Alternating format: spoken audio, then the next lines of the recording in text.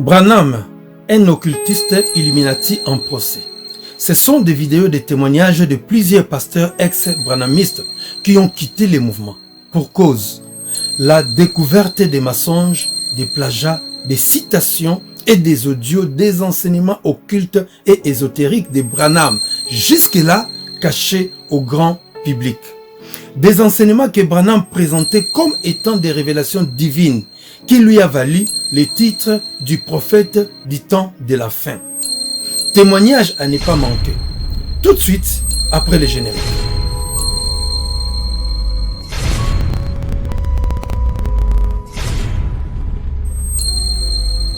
Branham est plus que Moïse. Jésus dans Branham, c'est plus que Jésus dans sa première vie. Pasteur Orman Branham, c'est un adorateur de notre Dieu. C'est qui notre Dieu là? William Branham. Ah oui, notre Dieu William Branham. Jésus n'est pas mon Seigneur. Oh! Jésus n'est pas mon Seigneur. Non, on ne peut pas adorer Frère Branham. Moi qui ai chanté ceci. Vous savez, celui qui adore Branham, c'est un animal. Prions. William Branham, Dieu notre Sauveur et notre Maître, toi, le roi du ciel et de la terre, toi qui es Dieu valablement éternel, Mais celui qui croit que Jésus-Christ est Dieu, que Dieu le bénisse. Il faut que vous voyez, on peut dire tout de moi. Mais quant à l'amour de Branham, ça vous n'allez pas diminuer ça. Oui frère, je vais choper même quelqu'un. J'aime Branham plus que Jésus. Frère Branham pensait que les noirs étaient inférieurs aux blancs.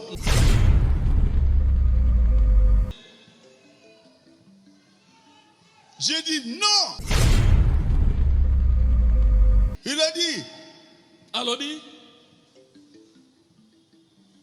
Un blanc ne peut pas se marier avec un noir. J'ai corrigé ça. Il y a une seule race humaine.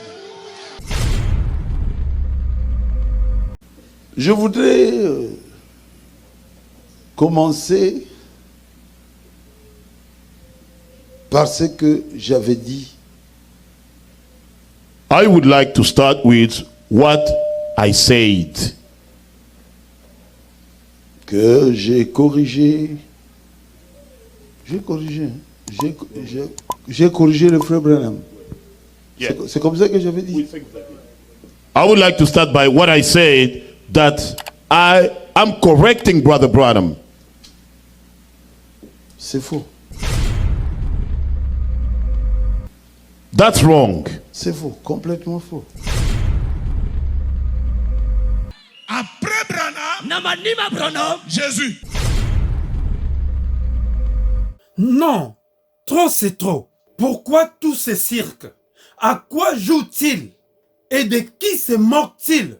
Du Seigneur Jésus-Christ ou des enfants de Dieu dans le monde?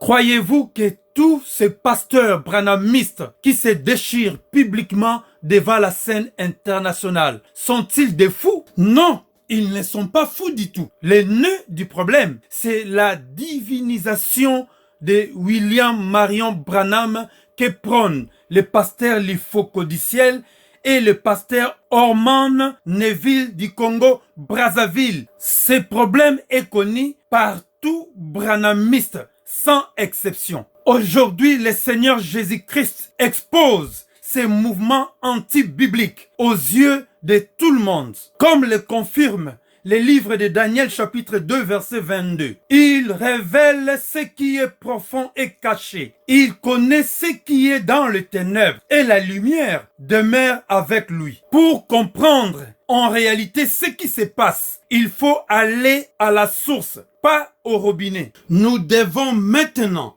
fixer le projecteur sur la personne de Branham, sur son ministère et sur son enseignement. Branham en procès.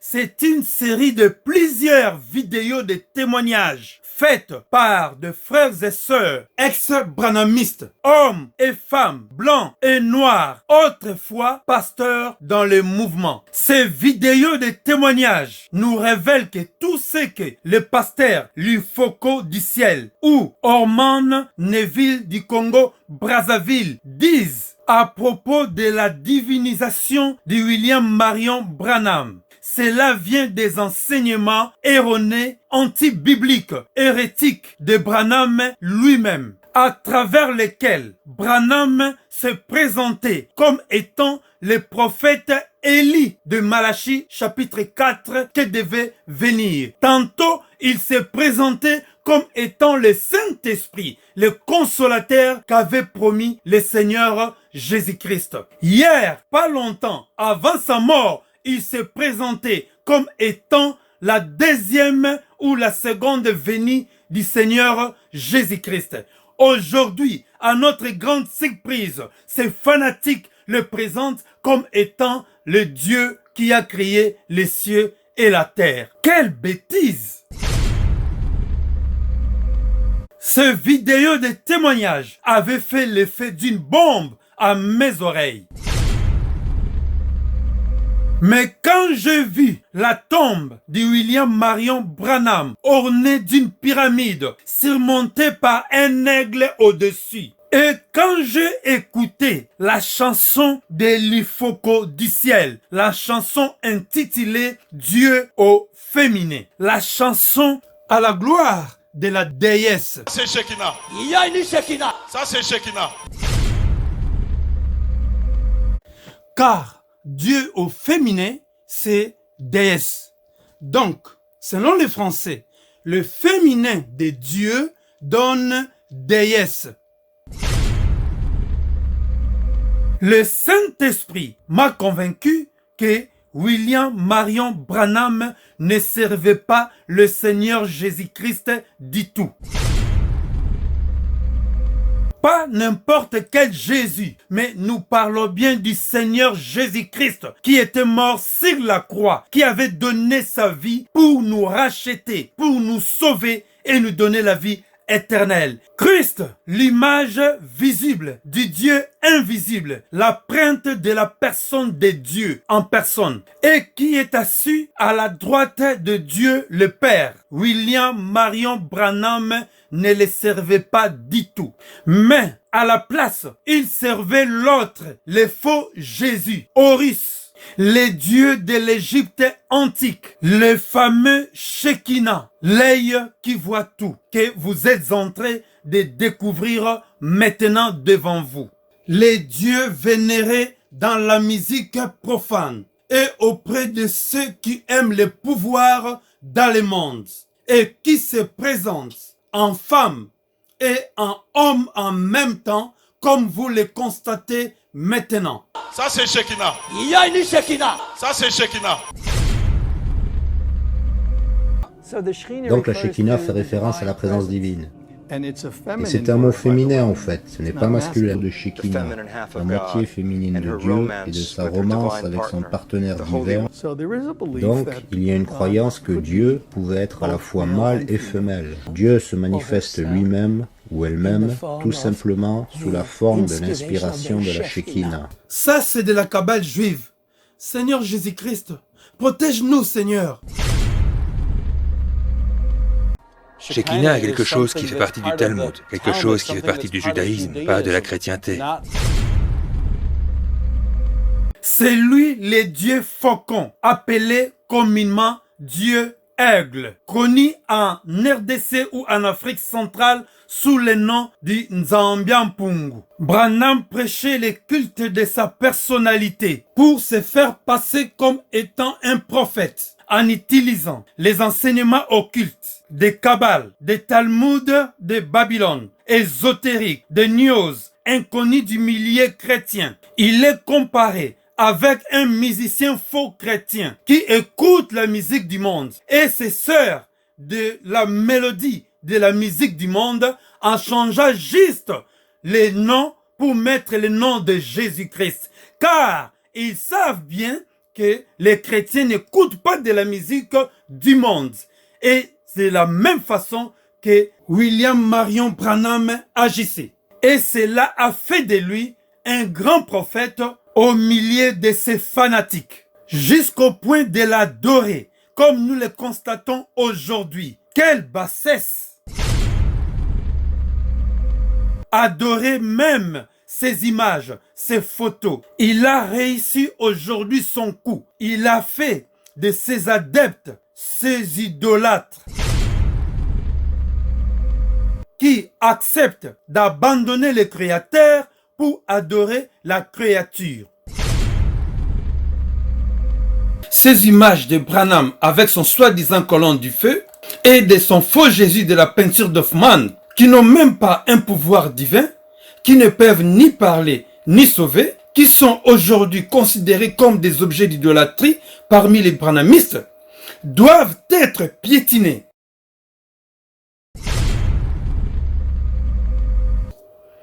Et brûlés, puis mis à la poubelle. Branham ne cachait pas son appartenance à la bête. Il aimait bien se faire prendre en photo ou faire des selfies de son temps en faisant la corne de la bête. Un doigt en l'air, comme des stars de foot que vous connaissez. Quelle déception! Avant d'écouter ces témoignages, je vous mettrai l'extrait de cette chanson « Dieu au féminin » chantée à la gloire de Shekinah, le fameux Dieu de William Marion Branham. Mais avant tout cela, lisons ces 3 versets de la Bible.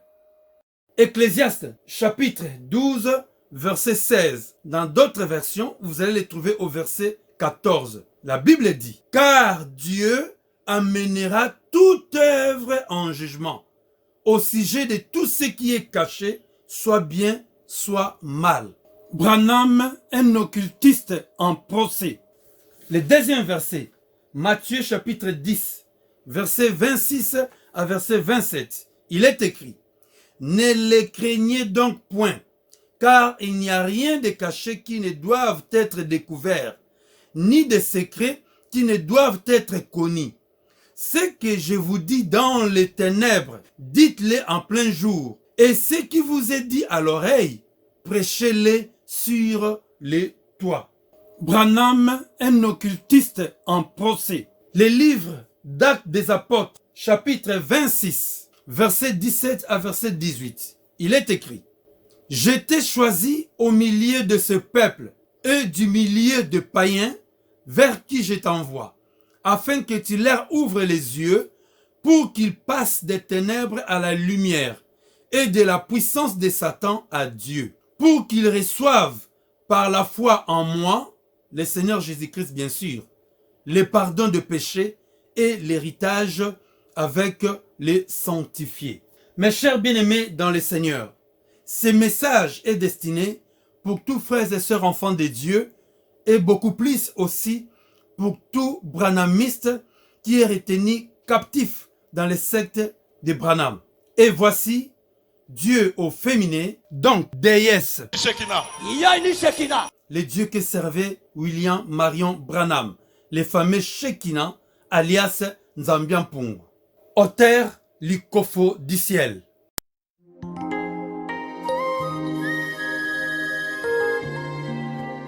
Et Dieu dit à la femme, je multiplierai ta souffrance.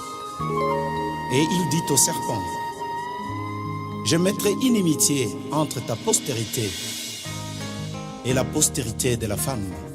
Il s'agit de quelle femme alors finalement? Pour me sauver, pour me guérir, Dieu a été Dieu au masculin.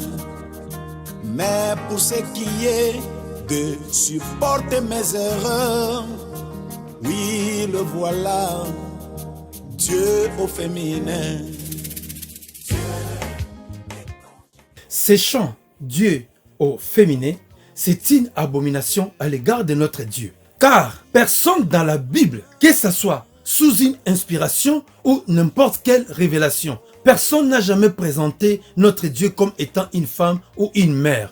Même le Seigneur Jésus-Christ, son propre Fils, n'a jamais présenté son Père comme une femme ou une mère. Voire même les apôtres du Seigneur Jésus-Christ n'ont jamais présenté Christ comme étant une femme ou une mère. Même pas le Père de notre Seigneur Jésus-Christ comme étant une mère ou une femme. Alors, l'inspiration de ces chants est diabolique et satanique. Et cette chanson est une abomination à l'égard de notre Dieu. En outre, toutes les déclarations faites par les pasteurs branhamistes, nous les avons mis pour que vous puissiez vous rendre compte par vous-même combien cette secte et ces pasteurs sont des blasphémateurs à l'égard de notre Dieu. Branham, un occultiste Illuminati en procès, sont des citations et des enregistrements audio et visuels de Branham lui-même qui constituent des preuves qui témoignent contre lui, contre son occultisme et contre ses mensonges concernant des révélations prophétiques qu'il copiait des autres prédicateurs baptistes et pentecôtistes de son temps et avant son temps. Je vous invite à découvrir Branham, un occultiste Illuminati en procès.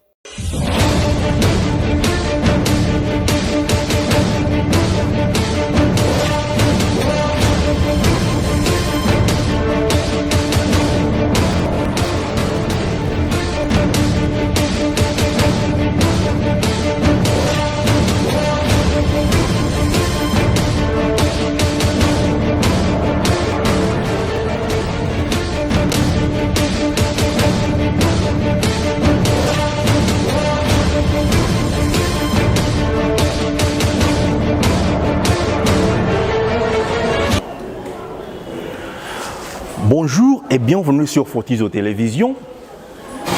À la présentation, Richard Kabongo, que le Seigneur vous bénisse. Comme je vous l'avais promis la fois dernière, que nous devrions revenir pour renchérir, approfondir maintenant sur cette question épineuse de William Marion Branham. Vous savez certes comment cette religion draine beaucoup de millions de gens qui considèrent que William Marion Branham c'est le plus grand prophète de tous les temps. Les uns les considèrent comme étant la colonne de feu. Il y a toute une panoplie de qualificatifs sur cet homme ici. Et nous voulons maintenant commencer à creuser dans son message pour savoir justement s'il était de Dieu ou il ne l'était pas. En lisant les messages de William Marion Branham, comme je vous l'avais dit dans l'émission précédente, nous avons fini par comprendre qu'il y a certaines choses que ce prophète, entre guillemets, a balancées, ne concernaient pas vraiment la parole de Dieu, mais il s'agit tout simplement des choses qu'il lisait dans plusieurs livres. Il pouvait lire dans la gnose, dans le gnosticisme, il pouvait lire dans l'astrologie. Il y a plusieurs livres, même des livres apocryphes que William Marion Branham a lus et des choses qu'il a découvertes là-dedans. Il est venu avec ça pour les balancer dans l'église. Et ce qui est, ce qui nous fait très mal, c'est aussi de voir la fidélité ou la foi avec laquelle ces adeptes ont embrassé tous ces enseignements-là. Même si la Bible les a condamnés, mais ces adeptes les ont tout de même acceptés. Ils ont considéré que cela venait de Dieu et que c'est amen, alors que ça n'a rien à voir avec la parole de Dieu. C'est ainsi qu'aujourd'hui nous allons parler de l'astrologie. L'astrologie dans le message de William Marion Branham, vous savez, l'astrologie, s'il faut faire une petite définition, c'est tout un art qui permet de déterminer les caractères et les destinées des gens, n'est-ce pas, par l'étude supposée des mouvements des astres. C'est par là que les astrologues parviennent à déterminer, et comment dire, les caractères d'une personne, la destinée d'une personne. C'est une science, s'il faut l'appeler ainsi, mais une science qui n'est pas inspirée de Dieu. Une science dont les révélations ne sont pas inspirées de Dieu. Ce sont des gens qui se mettent animés par des esprits mauvais, qui sont révélés par le diable. Ils font des découvertes à gauche et à droite. Ils découvrent certaines choses. Ils prédisent même l'avenir. Tantôt ça réussit, tantôt ça ne réussit pas. Déjà sur cette base-là, nous comprenons tout simplement que l'astrologie, ce n'est pas quelque chose sur laquelle on doit fonder sa foi fidèlement, parce qu'il y a plusieurs fois que l'astrologie dit des choses qui ne s'accomplissent même pas. Alors William Marion Branham, dans son ministère, il a fait aussi usage de l'astrologie, n'est-ce pas? Il a lu des livres astrologiques et qui lui ont permis justement de faire certaines déclarations, voire même de balancer certaines prophéties. C'est ainsi que, quand vous lisez dans sa brochure, d'ailleurs vous allez lire ça, vous lisez dans sa brochure intitulée « Révélation de Jésus-Christ, les trônes », prêché en 1961, dans la page 45, William Marion Branham fait cette déclaration. Il dit « Combien connaissent les zodiaques? Beaucoup savent ce que c'est. Ce sont les étoiles. C'est la première Bible des dieux. Par quoi commence-t-il? Quel est le premier signe du zodiaque? C'est la Vierge, n'est-ce pas? Et quel est le dernier? Léo, les lions. C'est la première et la seconde venue de Jésus-Christ. Tout est représenté. On atteint l'âge des signes croisés, l'âge du cancer, et nous sommes là-dedans. C'est-à-dire, Branham démontre, il dit, l'âge du cancer, et nous y sommes maintenant. Vous comprenez que cette déclaration a été tirée de la brochure Révélation de Jésus-Christ, prêchée en 1961, page 45, comme sous-thème le trône. Ici déjà nous comprenons, William Marion Branham essaie un petit peu de situer l'Église, soit de situer les temps que nous sommes en train de traverser par rapport à l'astrologie. Il dit, nous avons atteint l'âge des signes croisés. L'âge du signe croisé, selon les astrologues. Vous savez, ils ont leurs études qu'ils effectuent pour déterminer le lendemain de quelqu'un, l'avenir de notre planète. Comme je l'ai dit il n'y a pas longtemps, tantôt ça réussit, tantôt ça ne réussit pas. Alors ici, William Marion Branham, il s'inspire de l'astrologie pour déterminer les temps, ce qui est diamétralement opposé par rapport à ce que les prophètes ont eu à faire dans les temps. Parce qu'un prophète de Dieu ne peut pas s'inspirer de l'astrologie pour situer l'Église. Un prophète de Dieu ne peut pas s'inspirer de l'astrologie pour conduire les enfants de Dieu. Non, ça n'a rien à voir.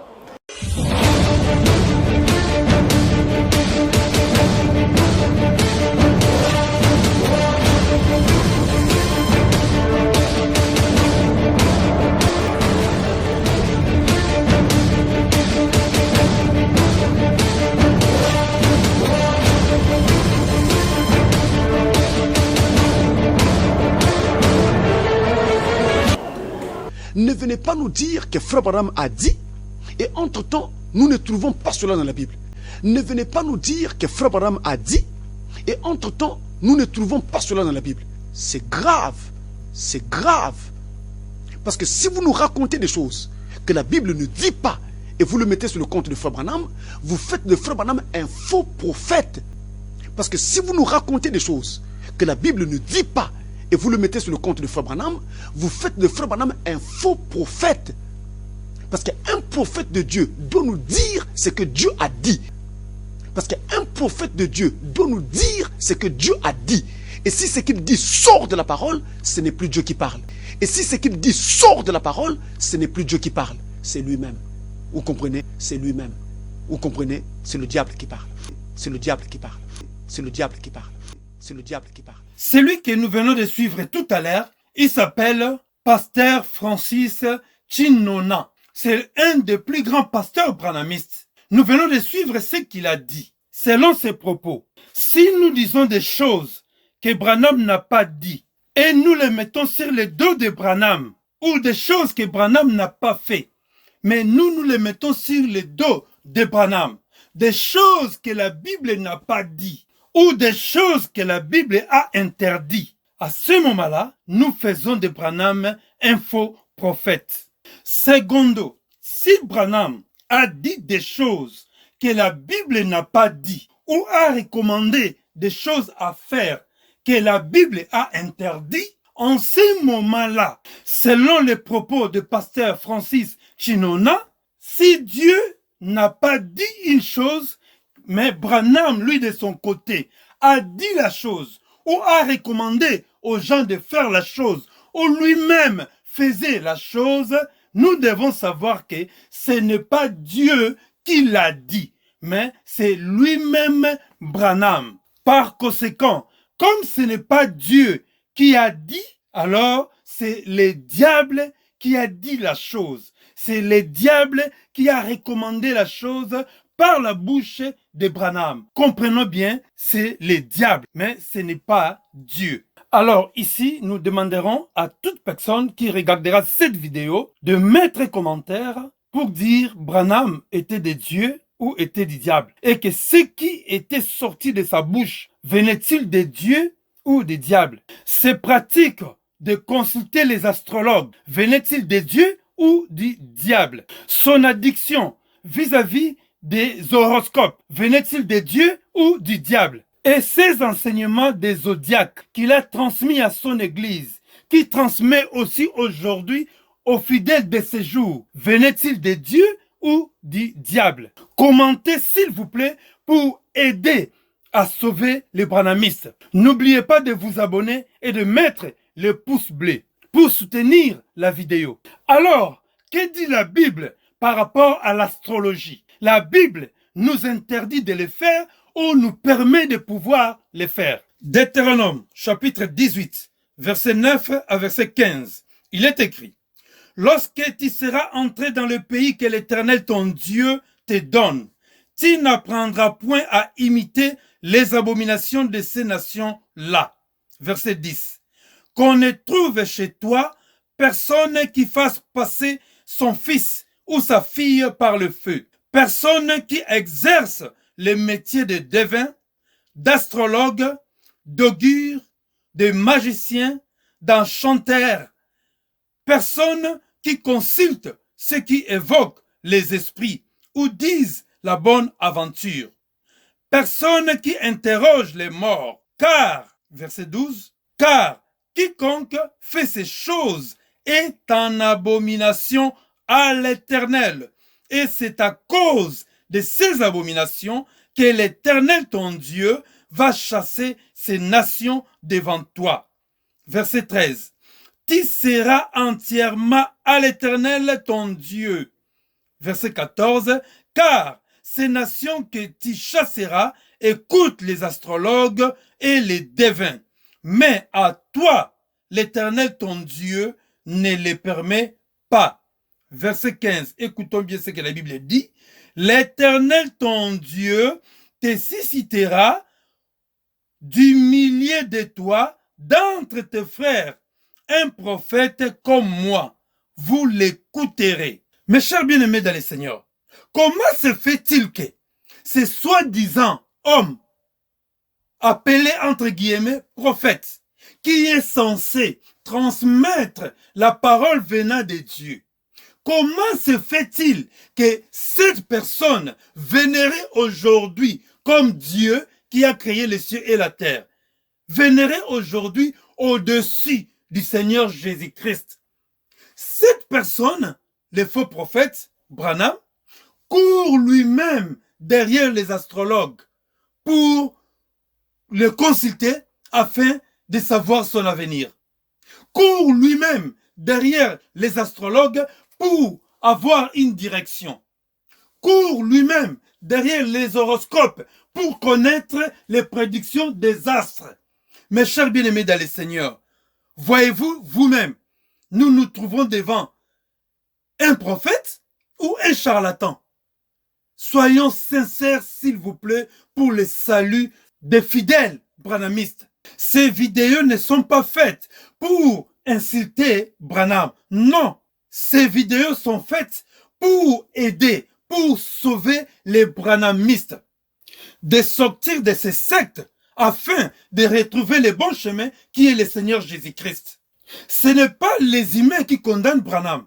C'est la Bible qui condamne Branham à cause de ses pratiques. Et ces pratiques que lui-même a révélées à travers des citations qu'il a laissées comme héritage à son Église. Alors, si vous voulez comprendre la gravité de ce qu'il a fait par rapport à l'astrologie, il faut se poser une seule question. Celle-ci. Pourquoi est-ce que Dieu interdisait ou a interdit l'astrologie? Pourquoi est-ce que Dieu appelle cette pratique de l'abomination devant sa face? Mes chers bien-aimés dans le Seigneur, la réponse à cette question ou à ces questions, il faut aller à l'origine de l'astrologie pour comprendre cela. C'est pour cela nous passons le micro à un internaute chercheur qui va nous parler de l'origine de l'astrologie pour que nous puissions nous rendre compte de la gravité de ces pratiques. Suivons cet extrait.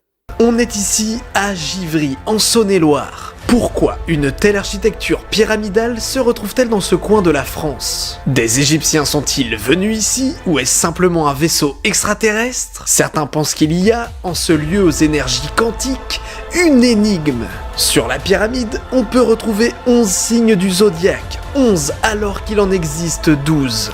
Encore un fait étrange. Comme par hasard, l'astrologie existe depuis les premières civilisations et depuis, il y a eu beaucoup de variantes, de nouvelles écoles, de nouveaux courants qui se sont formés. Aujourd'hui, on va parler de la plus connue, l'astrologie dite traditionnelle, celle qui découpe le ciel en 12 parties. Les 12 constellations que traverse le soleil de notre point de vue et qui influenceraient les caractères et les trajets de vie des personnes qui naissent sous ces étoiles. Cette idée que les astres tracent nos destins, nous dévoilent notre réelle nature, est une idée très ancienne, qui est à la fois stylée et rassurante. Mais beaucoup de mystères entourent cette discipline.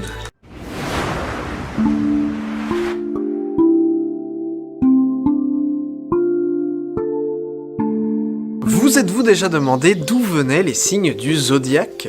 Pourquoi ma constellation, c'est-à-dire ça, c'est un bélier. Ce qu'il faut savoir, c'est que les constellations, ce sont des régions du ciel conventionnellement délimitées qui incluent un groupe d'étoiles. Il n'y a pas de loi scientifique ou de logique mathématique derrière ces regroupements. La constellation du dragon, par exemple, il n'y a rien qui relie forcément ces étoiles, c'est juste qu'on les a regroupées ainsi. Mais bref, d'où viennent nos signes?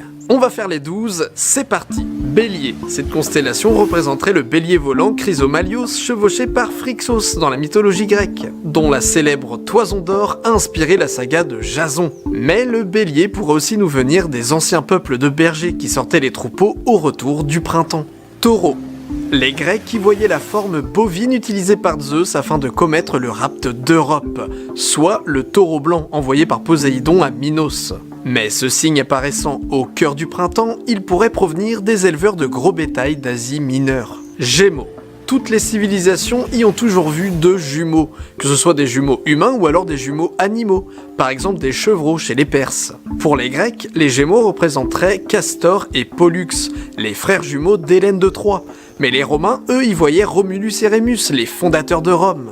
Cancer, appelé la tortue chez les Babyloniens, le scarabée chez les Égyptiens, c'est sa forme de crabe qui est restée aujourd'hui. Dans tous les cas, il s'agit d'un animal qui peut nous rappeler le début de l'été. Pour les Grecs, il s'agissait du crabe qui prit parti pour l'hydre et qui, dans son combat avec Hercule, fut écrasé. Il sera ressuscité par Poséidon en monstre géant pour servir son armée. Pour ses efforts, à sa mort, il fut élevé au ciel par Héra. Lion, animal bien sûr de la puissance solaire. Il correspondrait dans la mythologie grecque au lion de Némée tué par Héraclès lors du premier de ses 12 travaux. Vierge. Alors là, probablement le signe le plus mystérieux. Qui est la Vierge? Quasiment toutes les grandes déesses de l'Antiquité y furent liées. Isis, Perséphone, Cybèle, Artémis, Athéna, bien qu'on ne puisse pas y retracer son origine. On pourrait passer tout l'épisode sur ce sujet, en vrai, c'est super intéressant. Mais probablement qu'elle symbolisait au départ une déesse de la fécondité que l'on prie à la fin de l'été, lorsque les jours diminuent et que sonne l'heure des dernières récoltes. Balance, voilà une constellation plutôt récente. Autrefois, selon les civilisations, soit la Balance faisait partie de la Vierge, qui tenait cet objet dans la main, soit elle faisait partie du Scorpion et représentait ses pinces. La Balance étant le symbole des partages égaux, elle aurait été ajoutée pour désigner la région que le Soleil traverse lorsqu'il partage le temps en jour et en nuit d'égale durée, à l'équinoxe d'automne. Scorpion. Il est probable que le scorpion ait été imaginé à cette période de l'année car il était un animal redouté par les Babyloniens pour ses piqûres mortelles, qui venaient avec les nuits, le froid, le silence qui gagne la nature. Chez les Grecs, on appelait cette constellation la Grande Bête. Selon les Romains, il s'agirait du scorpion de feu envoyé par Artémis pour tuer le chasseur Orion. Ainsi, sa constellation se trouve opposée à la constellation d'Orion, se levant en été lorsqu'Orion se couche.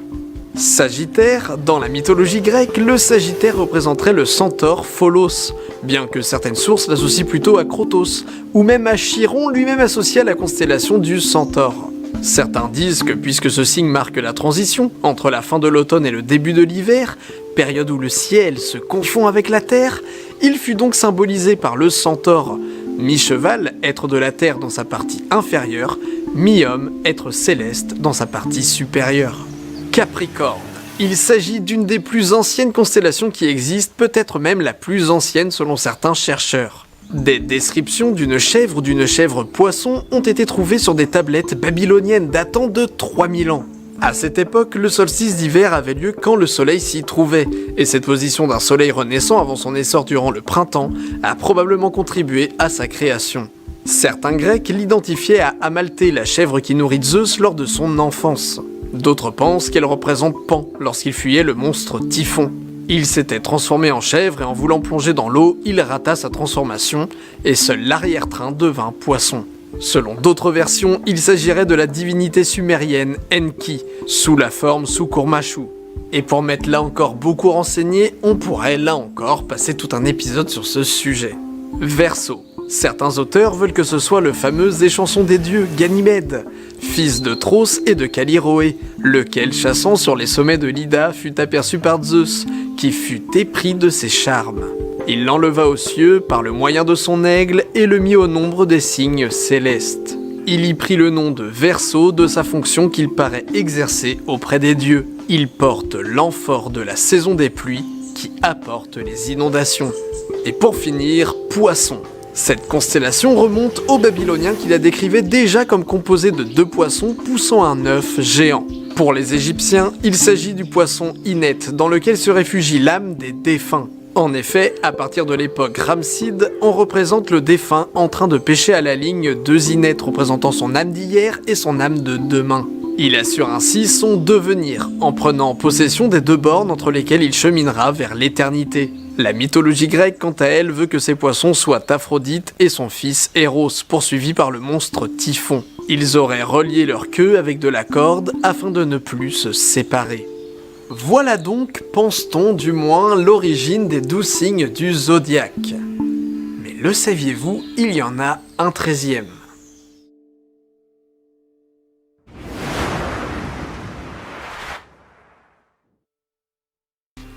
Serpentaire.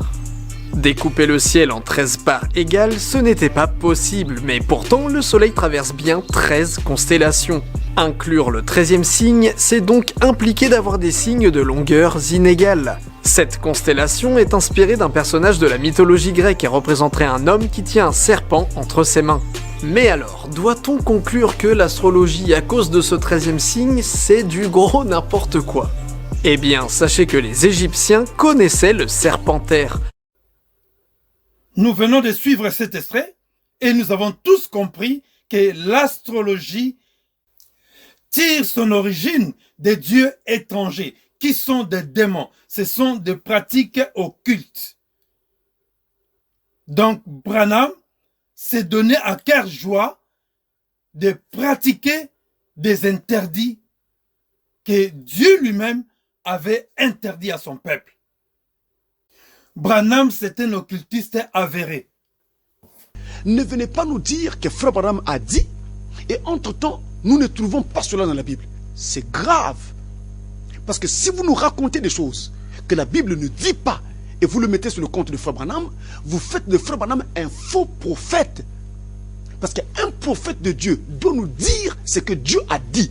Et si ce qu'il dit sort de la parole, ce n'est plus Dieu qui parle, c'est lui-même. Vous comprenez? C'est le diable qui parle. Alors, nous allons passer encore à un autre extrait dans lequel vous allez découvrir que ce pratique occulte qui est abominable devant les seigneurs est enseigné dans des tabernacles de Branham, dans ces églises par ces pasteurs. Suivons, mes frères et sœurs.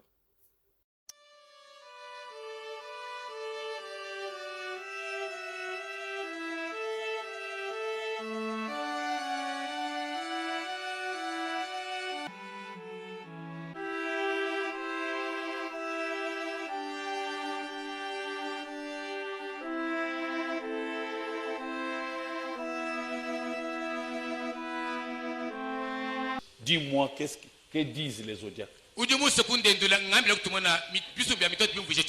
Zodiac, c'est quoi? Mais maintenant tu dis c'est quoi? C'est écrit dans la Bible. Et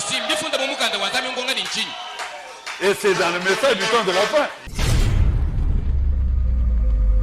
Veuillez vous asseoir. Le tableau, nous l'aborderons au courant de la semaine, mais j'ai préféré qu'il soit là parce qu'il y en a qui en auront besoin. Néanmoins, je peux vous donner une explication rapide.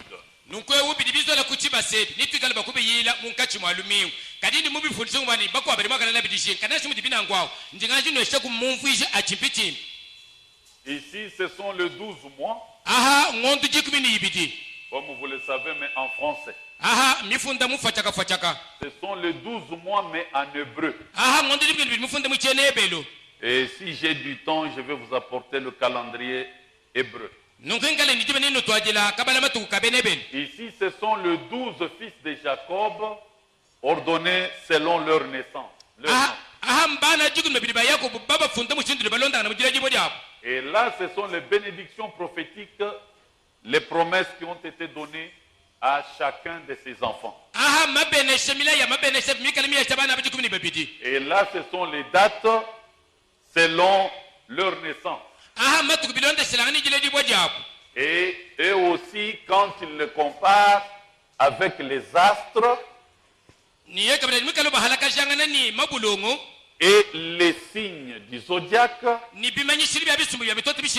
en rapport avec les PPP, PPB, signifie Pierre porte bonheur. Ok. En rapport avec ces dates, il y a chaque pierre selon la Bible. Nous verrons ça. Ok. Et en rapport avec ces pierres, au ciel, il y a eu une constellation à cette date ou à cette date. Cette constellation qui donne une image.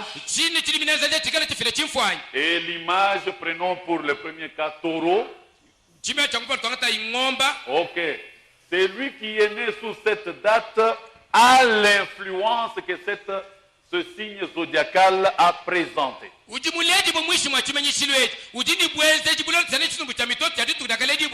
cela, c'est en rapport avec l'astre qui a produit ces signes zodiacaux.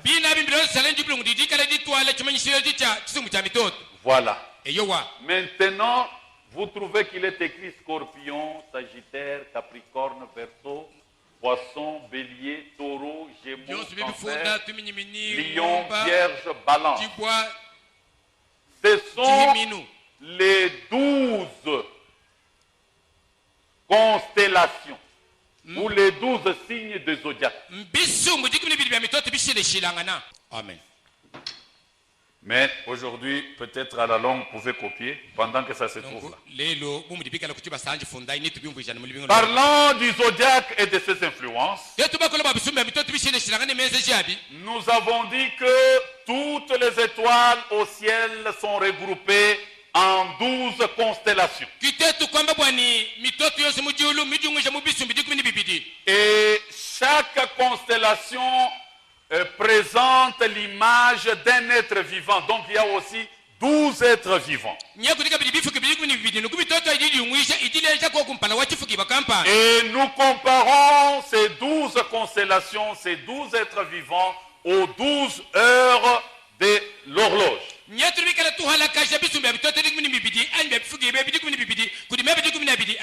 comparons aussi cela aux 12 mois de l'année. Et nous comparons cela aux 12 pierres de porte-bonheur qui étaient sur le pectoral d'Aaron. Et nous comparons cela aux 12 fils de Jacob qui sont nos patriarches. Et nous les comparons aux 12 tribus juives. Dieu, c'est un Dieu de chiffres. Amen. Nous avions parlé des influences innées.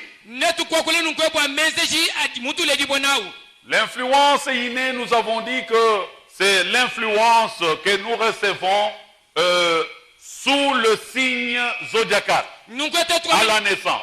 Sous l'un de ces signes ici.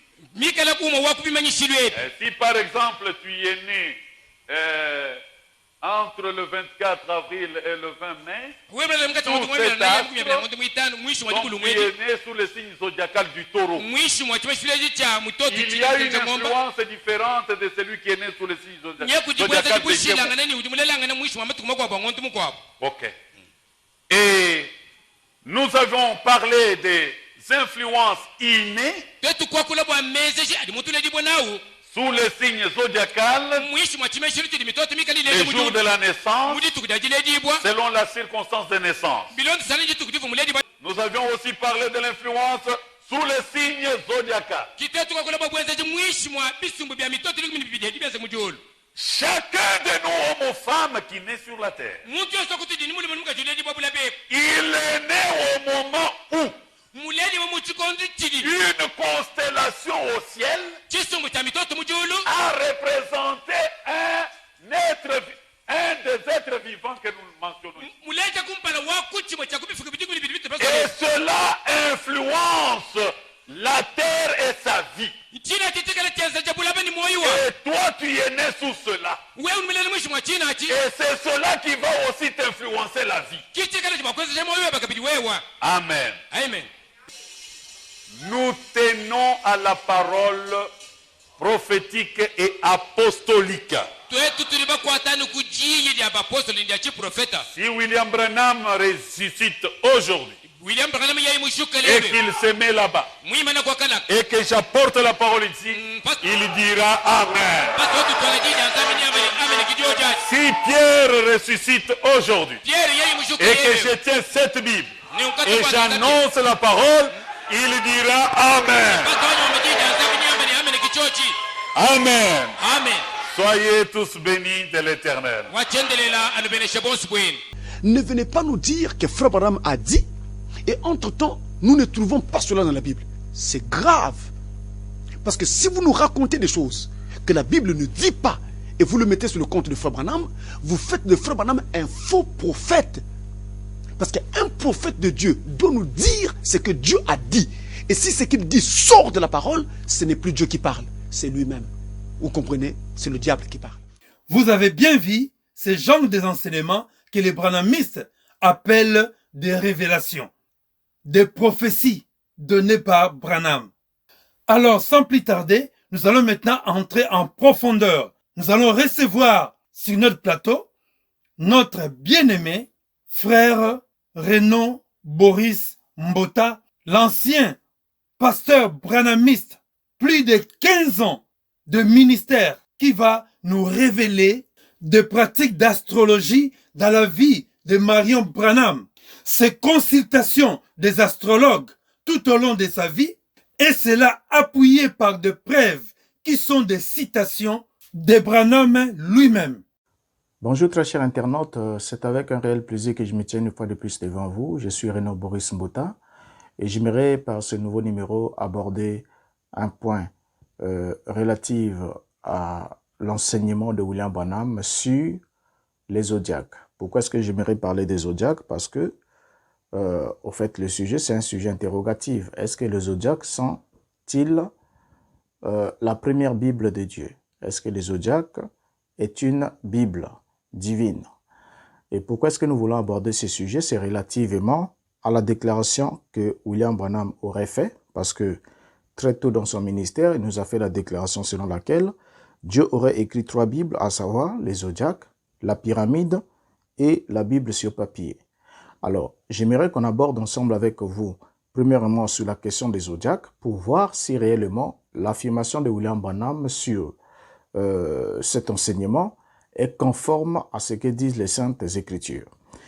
Lorsque nous prenons d'abord, on commence d'abord par lire William Branham dans le message intitulé L'Adoption, 4e partie, prêché le 22 mai 1960. Lisons sa déclaration ensemble. Il est dit: Dieu a écrit 3 Bibles, l'une d'elles a été les zodiaques, dans les cieux. Ça, c'est la première Bible. L'homme devrait lever les yeux pour se rendre compte que Dieu vient d'en haut. Suivez les zodiaques. L'avez-vous déjà étudié? Il précise même chaque âge, jusqu'à l'âge du cancer même. Il donne le commencement, la naissance de Christ. Quel est le premier signe du zodiaque? La Vierge. Quel est le dernier signe? Le lion. La première venue et la seconde venue de Christ, tout ça, c'est écrit là. Bien, on vient là de lire William Branham qui nous fait une déclaration selon le texte qu'on vient de lire, la citation qu'on vient de lire ici, c'est sa déclaration qui a été transcrite. Selon Branham, les zodiaques sont la première Bible de Dieu. Ça, c'est selon lui. Les zodiaques sont la première Bible de Dieu, ce qui justifie le fait que ces derniers consultaient les astrologues et les diseurs de bonne aventure pour que ceux-ci puissent lui donner une orientation en ce qui concerne sa vie. Parce que très tôt, William Branham avait déjà attribué aux zodiaques la qualité d'être une Bible divine. En d'autres termes, Dieu aurait écrit la première Bible dans le ciel, au travers des étoiles, par des étoiles, de sorte que l'homme devait lever les yeux pour connaître la volonté de Dieu, pour communiquer avec, ou soit écouter Dieu, ou connaître la volonté de Dieu, ou communiquer avec Dieu. Alors, donc déjà ici, on comprend par là que lorsque nous regardons ce que dit William Branham, nous savons tout en objectivité que l'astrologie consiste à considérer les pouvoirs surnaturels issus des étoiles et leur position par rapport à toutes sortes de dates marquant l'homme, ce qui concerne sa naissance et autres. Donc en d'autres termes, c'est l'influence des astres sur l'identité ou sur la personnalité quelconque. Alors, il est vrai que la Bible fait mention des signes des zodiaques. Et ce mot n'est pas un mot étranger à la Bible. La Bible fait mention des signes des zodiaques à plusieurs reprises et nous trouvons généralement la mention des signes des zodiaques dans le livre de Job et les livres de 2 Rois et aussi dans le livre d'Amos et bien d'autres livres. Alors, lorsque nous lisons dans le livre de Job, au chapitre 38, nous allons prendre quelques versets, nous allons les lire ensemble avec vous pour dégager le fond et comprendre ensemble si la doctrine ou la déclaration ou l'affirmation que fait William Branham sur les zodiaques est fondée comme quoi les zodiaques est une Bible divine. Autrement dit, la première Bible de Dieu. Dans Job chapitre 38, le verset 32, nous lisons: Fais-tu paraître en leur temps les signes du zodiaque et conduis-tu la grande ours avec ses petits? Ensuite, quand nous prenons 2 Rois chapitre 23, le verset 5, nous lisons: Il chassa les prêtres des idoles, donc parlons du roi Josias. Il chassa les prêtres des idoles, établis par les rois de Juda pour brûler des parfums sur de hauts lieux dans les villes de Juda et aux environs de Jérusalem, et ceux qui offraient des parfums à Baal, au soleil, à la lune, au zodiaque et à toute l'armée des cieux. Ensuite, quand nous revenons sur le passage de Job chapitre 38, les versets 31 à 32. Lorsqu'on lit ces passages, on va se rendre compte d'une évidence, c'est que c'est Jéhovah, soit l'Éternel, qui parle. C'est lui qui s'adresse ici à Job. Et lorsqu'il parle, il souligne la grandeur de son action créateur. Il est en train de souligner la grandeur de son action créateur et qui non seulement a fait des constellations, mais aussi il les a fixées l'une par rapport à l'autre. Et ainsi, il a aussi déterminé leur mouvement et leur apparition au cours de l'année. Donc là, Dieu est en train de déployer ou encore de démontrer son action créateur devant Job. Et c'est lui qui est en train de parler. Il n'en fait pas une instruction. Voyez? Il est en train de lui poser des questions. Il lui dit, fais-tu paraître en leur temps les signes du zodiaque? Donc en d'autres termes, c'est lui, pour montrer que c'est lui qui est le maître qui fait apparaître en leur temps les signes du zodiaque. Donc les signes apparaissent par rapport à leur temps et le temps, c'est Dieu qui les fixe. Maintenant, du fait que Dieu fasse mention de la création de la grande ourse, de l'Orient et même des Pléiades, ne fait pas pourtant de cela une orientation, encore une instruction à pratiquer le zodiaque pour ceux qui sont en quelque sorte en relation avec le divin. Alors, Job chapitre 9, le verset 9 nous dit ce qui suit. Il a créé la grande ourse, l'Orient et les Pléiades, et les étoiles des régions australes. Et quand on prend Amos chapitre 5, le verset 8, il est dit, il a créé des Pléiades et l'Orient, il a changé les ténèbres en aurore, il a obscurci le jour pour en faire la nuit, il appelle les eaux de la mer et les répand sur la surface de la terre. L'Éternel est son nom. Donc ici aussi, comme on vient de le lire ici, de le dire un peu plus haut, dans tous ces passages qui font la description de la grande ourse, des Pléiades et de l'Orient, Dieu n'est pas en train de donner une instruction ou encore en train de nous ouvrir une brèche pour que nous puissions nous y mettre, nous lancer à la pratique de l'astrologie au point de faire des zodiaques la première Bible de Dieu.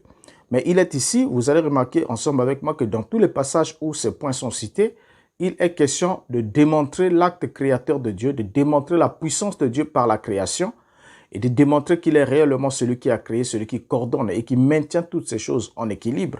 Mais il n'en fait pas pour autant une Bible afin que nous puissions les consulter et que nous puissions les pratiquer. Alors, ces versets évoquent bien l'acte créateur de Dieu, comme on vient de le dire. Vous voyez que tous ces versets évoquent l'acte créateur de Dieu. Et quand on va dans 2 Rois chapitre 23, le verset 5, on voit que les étoiles et les signes des zodiaques étaient devenus l'objet d'adoration et de culte par des rois de Juda, précurseurs du roi Josias, et qu'il y a eu même des sacrificateurs idolâtres qui étaient attachés à ces cultes. Donc vous voyez que le culte, lorsque Josias arrive, Josias fait ce qui est louable aux yeux de Jéhovah, il détruit ces choses. Et la Bible est précise, la Bible nous dit clairement qu'il chassa les prêtres des idoles, vous voyez, établis par les rois de Juda pour brûler les parfums sur des hauts lieux, dans les villes de Juda et aux environs de Jérusalem, et ceux qui offraient des parfums à Baal, au soleil, à la lune, au zodiaque et à toute l'armée des cieux. Donc, il les a tous fait partir. Alors, donc, quand Job parle de la grande ourse et autres, dans Job chapitre 9, le verset 9, c'est Job qui parle là, il ne fait que souligner simplement la grandeur du Créateur qui a fait les constellations. Et même Amos chapitre 5, le verset 8 qu'on vient de lire plus haut, va dans le même sens. Donc, on est en train de souligner la grandeur du Dieu du ciel qui a fait toutes ces constellations et qui les maintient dans l'ordre et qui veille à leur fonctionnement afin qu'ils apparaissent en leur temps. Alors, donc ici aussi, nous constatons avec brio que chaque fois qu'il y a contemplation des constellations, les pensées sont ramenées vers le Créateur et non vers le Créateur qui en est l'auteur de tout. Quand on parle de constellations, on ramène uniquement nos pensées vers le Créateur qui est l'auteur de toutes ces choses. Vous voyez? Donc c'est pour nous permettre d'apprécier Dieu par sa création. Parce que Dieu est aussi connu au travers de sa création. C'est même la première voie de connaissance de Dieu, c'est de le reconnaître, de le voir au travers de sa création. Alors, si Dieu alors est l'auteur de tout, il est aussi celui qui répond à tous nos besoins. C'est l'image que dégageaient ces allocutions auprès de Job, ou dans le livre de Job. que si Dieu est l'auteur de tout, puisque Dieu est l'auteur de tout cela, alors il est aussi capable de répondre à tous nos besoins. Donc on doit apprendre entièrement à dépendre de lui à tous égards. Et c'est de là que doit venir pleinement la bénédiction de l'homme. C'est ainsi que lorsque Dieu s'exprime ou lorsque nous entendons parler des zodiaques, nous lisons parler des zodiaques ainsi que des constellations de livre de Job et des livres des deux rois ainsi qu'Amos, on est en train de nous rappeler la grandeur de Dieu, comme quoi nous devons nous attendre à lui et nous devons comprendre qu'il est plus grand, il est l'auteur de toutes ces choses, il est plus grand, il coordonne tout cela, et s'il peut faire de si grandes choses qui sont si grandes, plus grandes que nous pouvons les penser, alors combien à plus forte raison ne peut-il pas prendre soin de nous? Pourquoi ne devons-nous pas dépendre entièrement de lui et s'attendre à lui pour obtenir gain de cause en quoi que ce soit? Donc, pour commencer, lorsqu'on se pose la question de savoir quel est réellement le vrai problème qu'il y a avec les zodiaques, quel est le problème qu'il y a avec l'astrologie ou avec la doctrine des zodiaques, il doit y avoir réellement un problème. Pour commencer, le zodiaque vient du mot grec zodiakos, qui signifie cercle de petits animaux. Et ça vient aussi en quelque sorte de zodiaion, qui est le diminutif de zoun, c'est-à-dire animal. Et ce nom vient du fait que toutes les constellations du zodiaque, donc à l'exception de la balance, qui fait anciennement partie des scorpions, tous les autres signes des zodiaques figurent figurent des créatures vivantes. Et voilà pourquoi on parle de zodiaque, parce que là, nous sommes dans Zoun, ainsi de suite. Donc, les petits animaux dans la sphère céleste ou encore dans le cercle zodiacal. Alors, l'épître de Paul aux Romains nous apporte un certain éclairage pour qu'on comprenne comment est-ce que ces deux rois sont arrivés à l'idolâtrie, comment est-ce qu'ils ont adoré les zodiaques et ont brûlé le parfum devant les armées des cieux, comment est-ce qu'ils en sont arrivés là? Et lorsque Paul écrit aux Romains, n'oublions pas ensemble avec moi que lorsqu'on parle de zodiaque ici, nous sommes là dans la langue grecque, et puis c'est Rome qui était le dernier des 4 empires, ou encore des 5 empires, à coloniser ou à gouverner la Jérusalem hérodienne. Ok? Et à l'époque de Paul, c'était Rome. Et Rome, avec sa langue latine, qui était la langue officielle de l'Empire, mais au niveau de l'écriture, c'était la langue grecque, puisque Rome avait en quelque sorte importé dans son sein la culture gréco-romaine, donc la culture grecque, et puis qu'il avait associée à sa culture. Donc déjà ici, lorsque l'apôtre Paul écrit aux Romains, il les écrit pour montrer la défaillance de Rome. Comment est-ce que Rome en est arrivé à l'idolâtrie? Il dit ce qui suit. Nous allons le lire progressivement. Romains chapitre 1er, le verset 20 jusqu'au verset 25. Et nous allons comprendre quelque chose ensemble avec vous. Nous lisons. Le verset 20.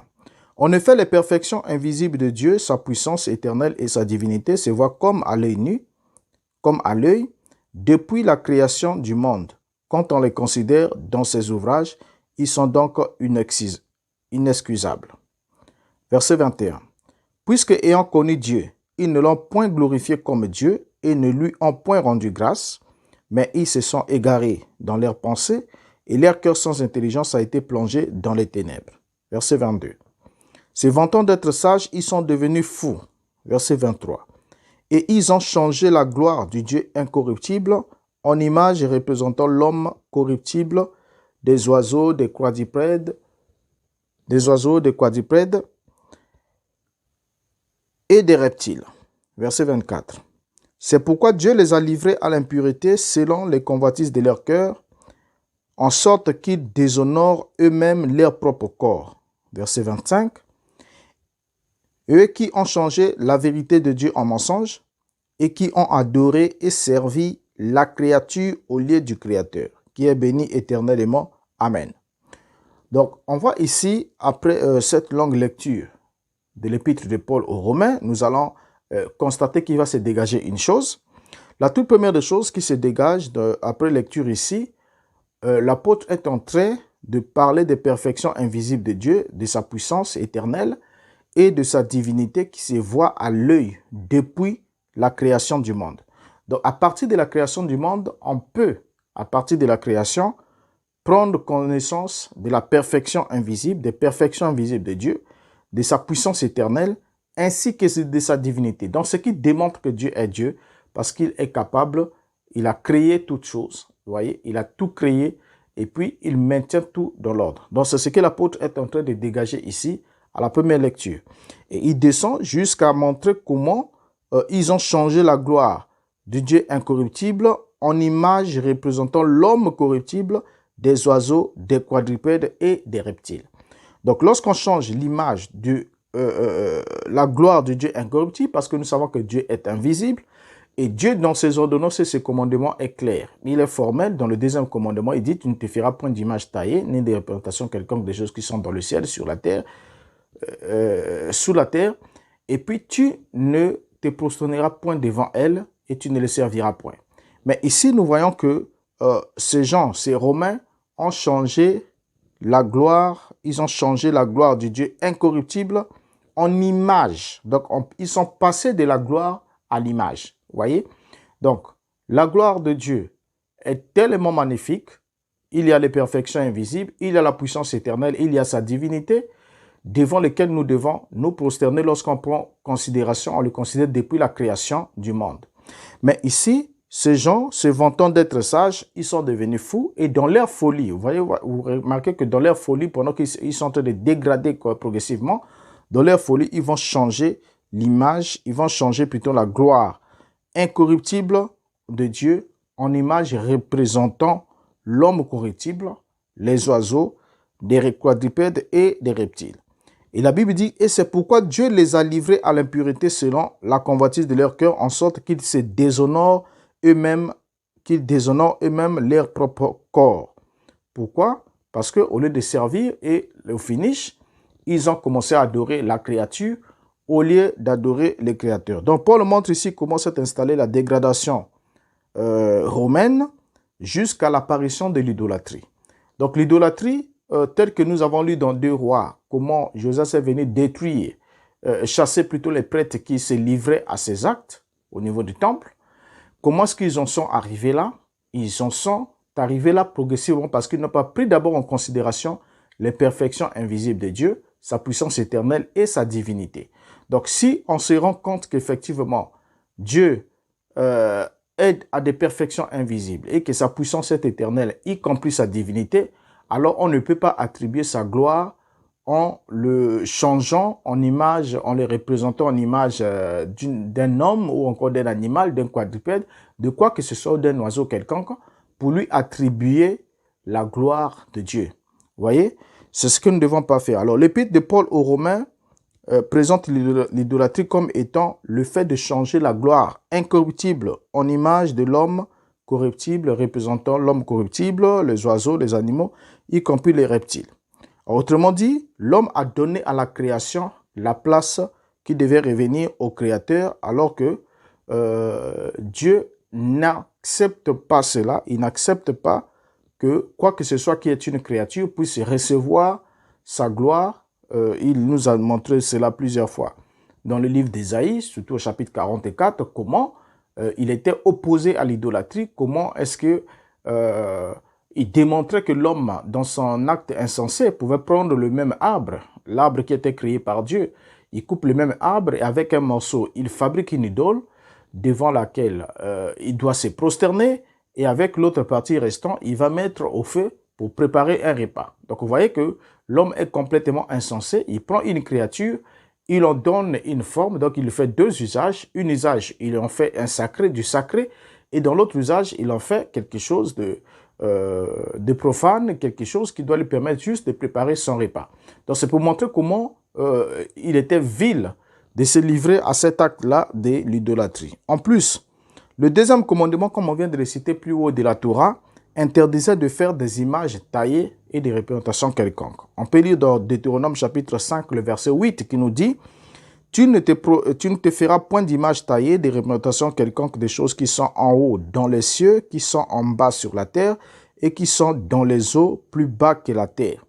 Et dans le verset 9, il est dit, tu ne te prosterneras point devant elles, et tu ne les serviras point, car moi, l'Éternel ton Dieu, je suis un Dieu jaloux, qui punit l'iniquité des pères sur les enfants, jusqu'à la 3e et à la 4e génération de ceux qui me haïssent.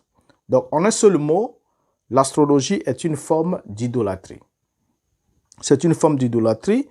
Pourquoi? Parce que dans l'astrologie, nous avons le mot grec ancien, nous avons astron, donc qui nous donne étoile, et nous avons logos, qui signifie science, ou encore connaissance, ou discipline, ou encore une branche de la connaissance. Donc, déjà à partir de ce moment-là, nous sommes, quand on se livre à l'astrologie, on est en relation directe avec les étoiles, qui sont aussi appelées plus loin l'armée des cieux.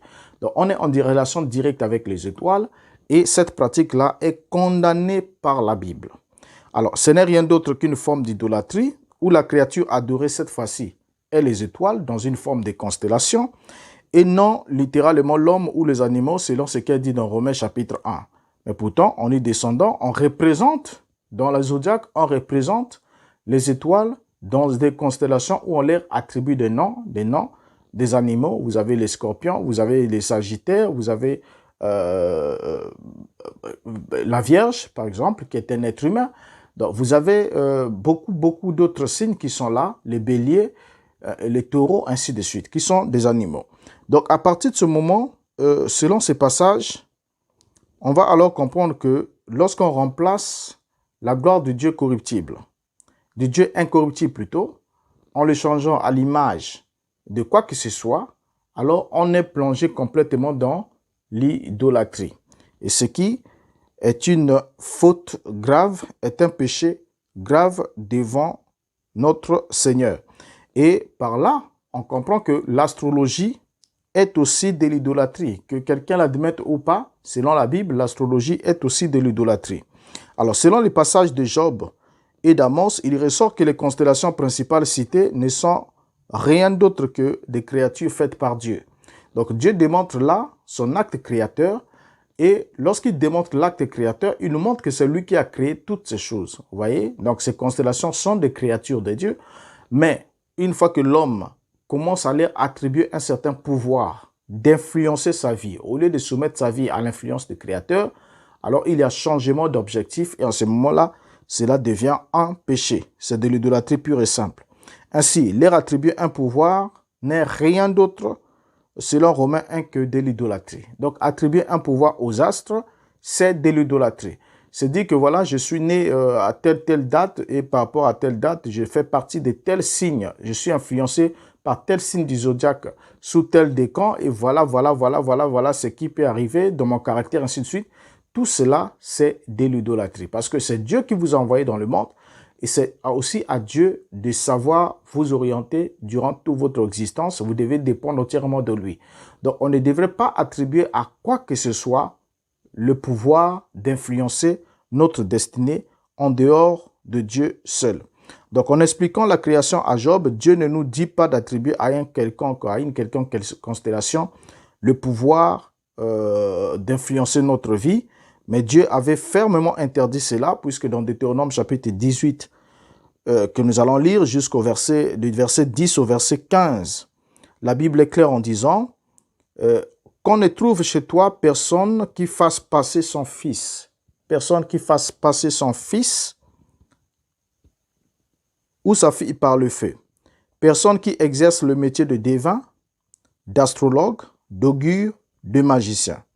Donc vous voyez déjà par ces passages-là, Dieu est en train d'interdire à Israël qu'on ne devait pas trouver des gens, qu'on ne trouve pas au sein du peuple d'Israël, des personnes qui exercent le métier de devin, d'astrologue, d'augure et de magicien.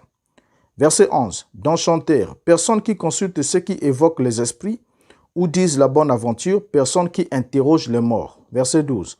Car quiconque fait ces choses est en abomination à l'Éternel et c'est à cause de ces abominations que l'Éternel ton Dieu va chasser ces nations devant toi. Verset 13. Tu seras entièrement à l'Éternel ton Dieu. Verset 14. Car ces nations que tu chasseras écoutent les astrologues et les devins, mais à toi, l'Éternel ton Dieu ne te le permet pas. Verset 15. L'Éternel ton Dieu te suscitera du milieu de toi, d'entre tes frères, un prophète comme moi, vous l'écouterez. Donc, vous voyez par là que Adonai n'est pas en train de dire qu'il y a des gens qui ne pratiquent pas cela ou encore des gens qui ne tirent pas profit des astrologues, ainsi de suite. Mais il dit que les nations que je vais chasser devant toi font toutes ces choses. Mais à toi, il ne te le permet pas. Donc, quand il y a interdiction, lorsque vous allez à l'encontre d'une interdiction divine, vous avez transgressé la loi divine. En ce moment-là, vous péchez. Voyez, maintenant pour eux, il leur dit qu'au lieu que vous puissiez vous rapprocher de ces gens que j'ai cités, que vous devez pas avoir au milieu de vous, voici, je vous susciterai un prophète. Donc, vous devez vous attendre à ce qu'il y ait le ministère prophétique. Donc, tout ce que ces gens-là pourront vous apporter en quoi que ce soit, ce ne sont que des imitations. C'est des choses qui ne peuvent pas en quelque sorte remplacer ce que Dieu prévoit pour vous, c'est-à-dire vous envoyer un prophète. Voilà pourquoi il leur dit plus bas, toi, l'Éternel ton Dieu ne te le permet pas, et l'Éternel ton Dieu te suscitera du milieu de toi, d'entre tes frères, un prophète comme moi, vous l'écouterez. Donc, en d'autres termes, on ne doit pas écouter les astrologues, on ne doit pas écouter les devins, on ne doit pas écouter les magiciens, mais on doit écouter uniquement le prophète, celui qui était promis ici à Israël, c'est-à-dire le Mashiach qui devrait venir pour accomplir ces versets de l'Écriture. Donc, en d'autres temps, la seule personne autorisée, la seule personne qu'on devrait écouter, c'était le Christ. Donc, on ne devait pas écouter autre personne que le Christ. Donc, si les zodiaques sont la première Bible de Dieu, selon William Branham, alors les astrologues et consorts sont des serviteurs de son Dieu. C'est ce qui est clair.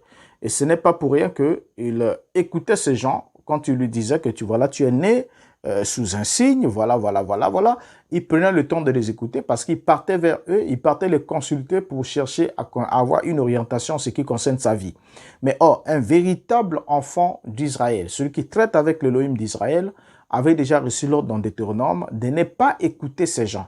Vous voyez? Donc, n'allez même pas les écouter. Même quand c'est eux qui viennent vers vous, vous n'avez pas à leur prêter l'oreille pour donner suite ou encore les écouter attentivement. Et même s'ils vous disent quoi que ce soit, ce ne sont pas des témoignages que vous pouvez rapporter pour dire, voilà, j'étais avec X, Y, voilà ce qui m'a été dit. Donc ici, là, la Bible est formelle sur cette question qu'on ne devrait pas les écouter. Lorsqu'on a lu ça dans Deutéronome chapitre 18, le verset 10 jusqu'au verset 11. Donc, en descendant un peu plus bas, lorsque Branham nous parle des zodiaques, il va en même temps dire quelque chose de défaillant. Quelque chose de défaillant, c'est quoi? Il va mentir en ce qui concerne la position des constellations. Et pour Branham, il dit que le zodiaque, c'est la première Bible de Dieu. Elle commence avec le premier signe, c'est la Vierge. Et le dernier, c'est le lion. C'est-à-dire la première venue de Christ au travers de la Vierge. Et la seconde venue comme le lion de la tribu de Juda. Ce qui est faux. Ce qui est faux. Donc, ce qui est un mensonge, lorsqu'il fait de la Vierge le premier signe et du lion le dernier signe. Voici les signes du zodiaque dans leur ordre. Et voilà, ils sont là affichés. Vous avez premièrement 1. Bélier, 2. Taureau, 3. Gémeaux, 4. Cancer, 5. Lion, 6. Vierge, 7. Balance, 8. Scorpion, 9. Sagittaire, 10. Capricorne, 11. Verseau, 12. Poisson. Alors, pourquoi est-ce que Branham a-t-il dit que le premier signe est la Vierge et que le dernier signe est alors le lion? Alors, il est dans quelle logique? C'est lui seul qui le sait. Vous voyez?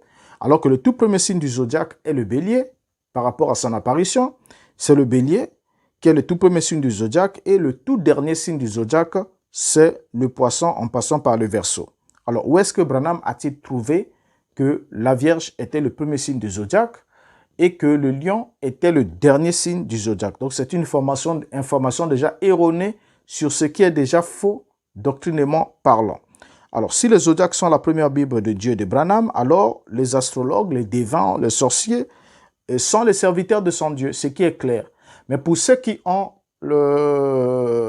tant peu que cela soit la possibilité de réfléchir par eux-mêmes, vous comprenez par là que la Bible ne nous donne pas le droit de pratiquer l'astrologie, ne nous donne pas le droit d'accéder à toute cette science, à pratiquer cette science, parce que celui qui pratiquait cette science, la Bible est claire, à vous, je vous enverrai un prophète. Les nations que je vais chasser font ces choses, mais vous ne devez pas les faire. Donc, si vous êtes au milieu de gens, là où cela est enseigné comme étant une Bible, et même si le fait rien que de vous dire que, voilà, Dieu a écrit 3 Bibles, la première c'est les zodiaques, et si vous croyez réellement que les zodiaques que Dieu a condamnés dans la Bible est en même temps sa propre Bible à lui, en ce moment-là, vous faites de la Bible un livre de mensonges, et c'est vous qui êtes séduit par le mensonge quand vous le confessez.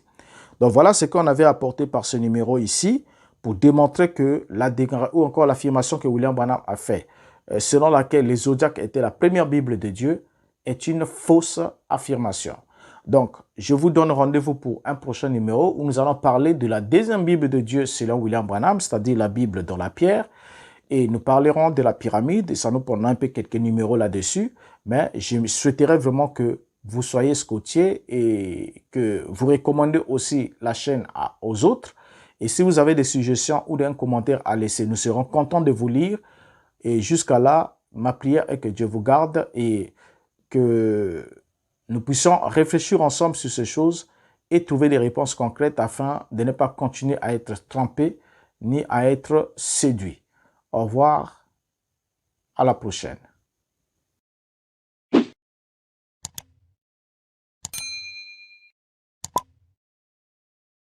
Ne venez pas nous dire que Frère Branham a dit, et entre-temps, nous ne trouvons pas cela dans la Bible.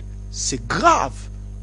Parce que si vous nous racontez des choses que la Bible ne dit pas, et vous le mettez sur le compte de Frère Branham, vous faites de Frère Branham un faux prophète. Parce qu'un prophète de Dieu doit nous dire ce que Dieu a dit. Et si ce qu'il dit sort de la parole, ce n'est plus Dieu qui parle, c'est lui-même. Vous comprenez? C'est le diable qui parle. Et si ce qu'il dit sort de la parole, ce n'est plus Dieu qui parle, c'est lui-même. Vous comprenez? C'est le diable qui parle. C'est lui-même. Vous comprenez? C'est le diable qui parle. C'est le diable qui parle. C'est le diable qui parle. Ici, nous sommes à la fin.